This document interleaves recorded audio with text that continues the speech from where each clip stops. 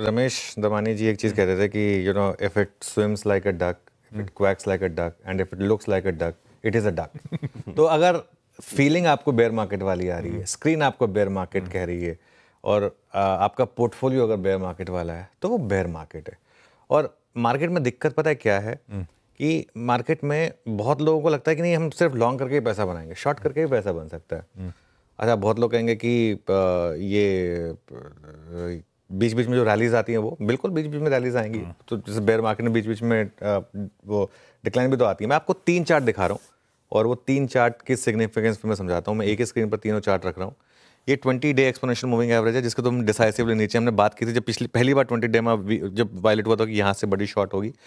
20 week exponential moving average के भी अब हम काफ़ी नीचे हैं, और अब हम एक बहुत क्रूशल टाइम पर हैं। ये जो थर्ड पार्ट है स्क्रीन का, बहुत क्रूशल है, क्योंकि अब हम इस हफ्ते मंथ भी पूरा हो जाएगा। मंथ में अब, क्योंकि कल छुट्टी है, आज का दिन है और दो और दिन है, हम 20 मंथ एक्सपोनेंशियल मूविंग एवरेज बंद होने वाले हैं। अगर 20 डेमा तोड़ने के बाद डेली टाइम फ्रेम पर इतनी वीकनेस हो सकती है, 20 वीक एक्सपोनेंशियल मूविंग एवरेज तोड़ने के बाद अगर इतनी वीकनेस हो सकती है, तो 20 मंथ एक्सपोनेंशियल मूविंग एवरेज जब ब्रेक हुआ तो मई जून तक कितनी वीकनेस हो सकती है, ये एक अंदाज़ा लगाया जा सकता है इसका। अब उस पर आ जाइए मेरे पॉइंटर्स पे, जो मैं कहना चाह रहा हूँ। ये बाजार वही कर रहा है जो एक टिपिकल बेयर मार्केट करती है। पिछले 6 महीने से आपने किसी भी लेवल पर अगर शॉर्ट किया है, तो शॉर्ट करने वाले को पैसा बना है। बीच बीच में रैलीज हुई, लेकिन अगर आपने एज ए शॉर्ट अगर आप बने रहे उस शॉर्ट में, तो पैसा बना। ये एकदम बुल मार्केट का उल्टा है। बुल मार्केट में क्या होता है, आप कहीं भी बाय करें, इवेंचुअली मार्केट आपको रिवॉर्ड करेगा। तो ये बेयर मार्केट है। बेयर मार्केट में आप कहीं भी शॉर्ट करें, वो मार्केट आपको बेसिकली रिवॉर्ड कर रहा है। और एक चीज़, क्यों हम बार बार इन लेवल्स की सिग्निफिकेंस समझाते हैं, बार बार 22,800 की जो बात भी हो रही थी आशीष, बुल मार्केट में आप कोई भी रेजिस्टेंस तोड़ते हैं, अगर वो दीवार तोड़ते हैं, वो उसके बाद मार्केट अपने आप 300-400 पॉइंट ऐड करती है।